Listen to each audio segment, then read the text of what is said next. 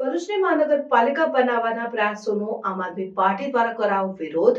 તાજેતરમાં ગુજરાતની 9 જેટલી નગરપાલિકાઓને મહાનગરપાલિકાઓમાં સમાવેશ કરવામાં આવ્યો ત્યારે ભરૂચ જિલ્લામાં આટલી મોટી ઔદ્યોગિક જીઆઈડીસી આવેલ છે। શહેરમાં ખૂબ વિકાસની અછત છે, છતાં પણ કેમ ભરૂચ ભાજપના ધારાસભ્ય, જિલ્લા પ્રમુખ, નગરપાલિકા પ્રમુખ અને નગરપાલિકાના ચૂંટાયેલા જનપ્રતિનિધિઓ ભરૂચ નગરપાલિકાને મહાનગરપાલિકા બનાવવામાં નિષ્ફળ જઈ રહ્યા છે, એનો જવાબ લેવા આજરોજ ભરૂચ શહેર આમ આદમી પાર્ટીના દ્વારા નગરપાલિકામાં રૂબરૂ જઈ નગરપાલિકા પ્રમુખ અને નગરપાલિકા સીઓને પૂછતા જણાવવા મળેલ કે અમે લોકોએ મૌખિક રજૂઆત ગાંધીનગર કરેલ છે, ત્યારે આમ આદમી પાર્ટીએ ભરૂચની જનતા વતી નગરપાલિકા પ્રમુખ અને સીઓએ જણાવેલ કે જ્યારે જનતા કોઈ કામ કરીને નગરપાલિકામાં આવે છે ત્યારે તમે લિખિતમાં માંગો છો, પરંતુ ભરૂચ નગરપાલિકાને મહાનગરપાલિકા બનાવવા તમે સરકારમાં મૌખિક રજૂઆત કરો છો।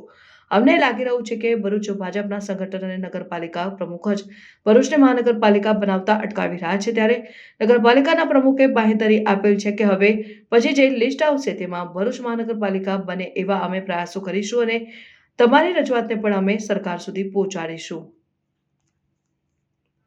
ગુજરાતની અંદર 9 જેટલી નગરપાલિકાઓને મહાનગરપાલિકા બનાવવામાં આવી। વારંવાર ભરૂચની અંદર જે રીતે ભરૂચની જનતા સાથે અન્યાય થતો હોય એ જ રીતે આ વર્ષે પણ ભરૂચની જનતા સાથે અન્યાય થયો ને મહાનગરપાલિકાનો દરજ્જો કેમ આપવામાં નથી આવતો અને ભરૂચ નગરપાલિકાએ કેટલી વખત સરકારમાં જાહેરાતો, કેટલી વખત રજૂઆત કરી કે આને મહાનગરપાલિકા બનાવવી જોઈએ। તો એના માટે અમે આમ આદમી પાર્ટી અને ભરૂચ જિલ્લાની જે જનતા છે શહેરી, એના વતી અમે આપ સાહેબને પૂછવા માટે આવ્યા છે અને રજૂઆત કરવા માટે આવ્યા છે કે વહેલી તકે જે રીતે બધી જ નગરપાલિકાઓને મહાનગરપાલિકા બનવામાં જો આવતી હોય તો ભરૂચ નગરપાલિકા કેમ નહીં?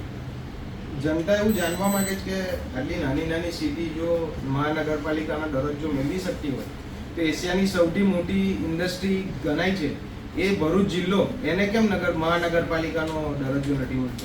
અહીંયાથી એવી કેવી રજૂઆત જાય છે કે આપણને દરજ્જો મળવામાં તકલીફ આવે છે? એ બધું જનતાની બી રજૂઆત છે। અમે અહીંયાના મૂળ નિવાસી, ગોલા ગાચીને માછી। આજે ભરૂચ નાનું હતું, અત્યારે મોટું તો ત્યાં સુધી અમે દરેક અમારા દાદા પરદાદા લોકોએ જોયેલું છે। આજે ભરૂચ એક સોનાની લગડી કહેવાય। આજુબાજુ ભરૂચની સરાઉન્ડેડ 7 થી 8 જીઆઈડીસીઓ આવેલ છે। જીઆઈડીસીમાંથી અનેકવાર રાજકીય સ્ટેટ લેવલ પર, સેન્ટ્રલ લેવલ પર ફંડ જતું હોય છે। એ ચાહે ઇલેક્શન ફંડ હોય, CSR ફંડ હોય કે કોઈ આપદા આવે, જેમ કે કોવિડ આવેલું ત્યારે પણ અહીંયાથી ઔદ્યોગિક વિસ્તારમાંથી ફંડ જતું હોય છે। તો આપણી સાથે કેમ અન્યાય થતો હોય છે? આજે મહાનગરપાલિકા બને, કોઈ આઈએસ આપણો ચાર્જ લઈ, આઈએસના દિમાગથી એનું કામ કરે, વિકાસ થાય, ડેવલપ થાય, ભરૂચને સારા રોડ રસ્તા મળે, સારી ડ્રેનેજ લાઇન મળે, સારું સ્કૂલ માટે, કોઈ સરકારી શાળા માટે ડેવલપમેન્ટ કરે, દરેક વોર્ડમાં PHC સેન્ટર હોય। આજે દરેકનો અભાવ અહીંયા જોવા મળેલો છે અને જો તમે રજૂઆત કરેલી હોય તો તમારી રજૂઆતમાં ખામી હશે યા તમારી રજૂઆત અસરદારકની હોય, અહીંયાના સ્થાનિક નેતાઓના અંદર ખામી હશે, એમનામાં દમ નથી એટલે આજે મહાનગરપાલિકા બનેલ નથી અને તમારામાં દમ નથી એના કારણે ઉપરના અધિકારીઓને તમને સાંભળવામાં બિલકુલ રસ નથી।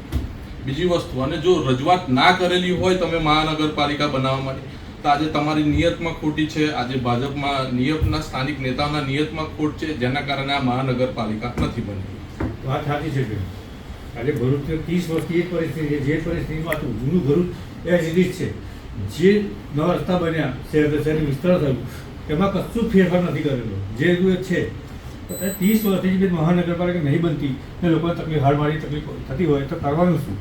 સરકારથી મળતું ફંડ પણ ઓછું આવે, મહાનગરપાલિકા મળે ને તો એનું ડેવલપિંગ માટેનું જે ફંડ મળે સરકાર તરફથી એ પણ વધારે મળી શકે, તો આપણે વિકાસ સારી રીતે થઈ શકે। ભાઈ અમે ઈચ્છે છે કે મહાનગરપાલિકા બને।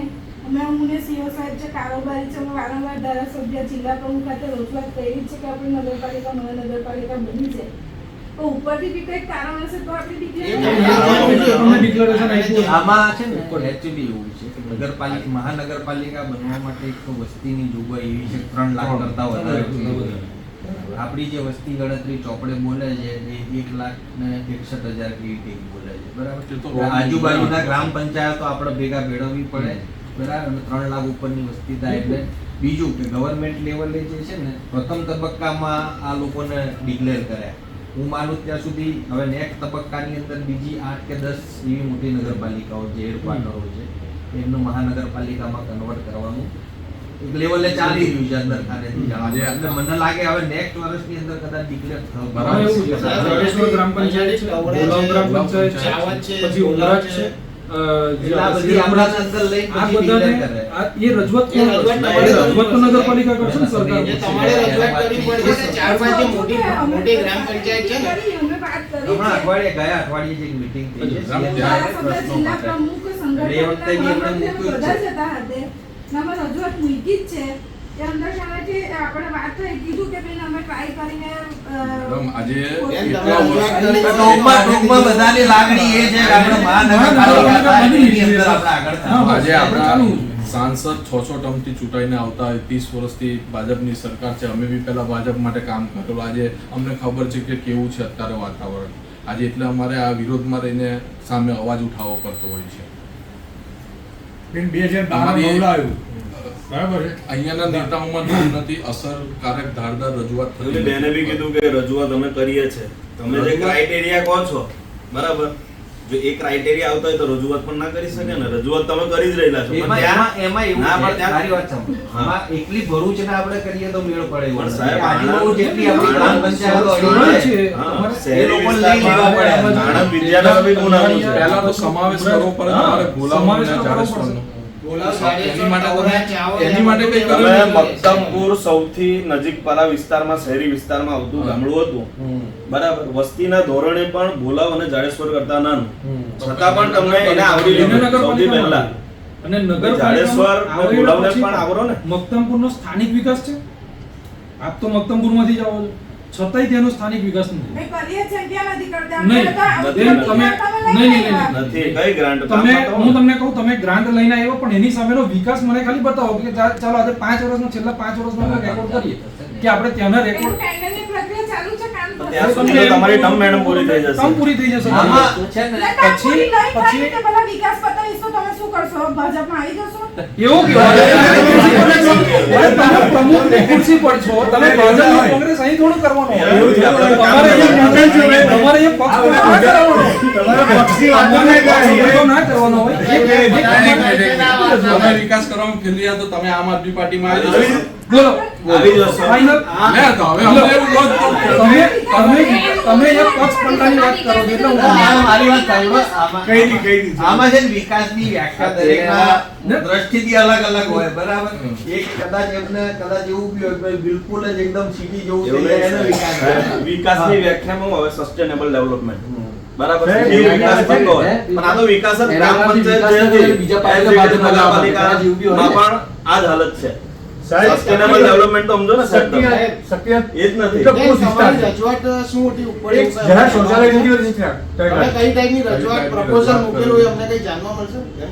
એની કોપી આપો ને. એ અમે આરટીઆઈ માંગીશું, તમે કદાચ ડાયરેક્ટ ના આપી શકો. અરે એમાં હું માંગીશું. તમને કહી દઉં. આમાં એવું છે કે હમણાં લગભગ ગયા વીકમાં સીએમ સાહેબે બધા ભાજપમાં નગરપાલિકાના પ્રમુખોને બોલાવ્યા હતા. જે તે પદાધિકારીઓ બરાબર. તમારા પ્રશ્નો શું છે જનરલ ચર્ચા માટે એ વખતે બેને એમણે વાત મૂકી હતી એમએલએ સાહેબે સાહેબ અમારું રહી ગયું છે પણ લેખિતમાં છે. લેખિતમાં નહીં.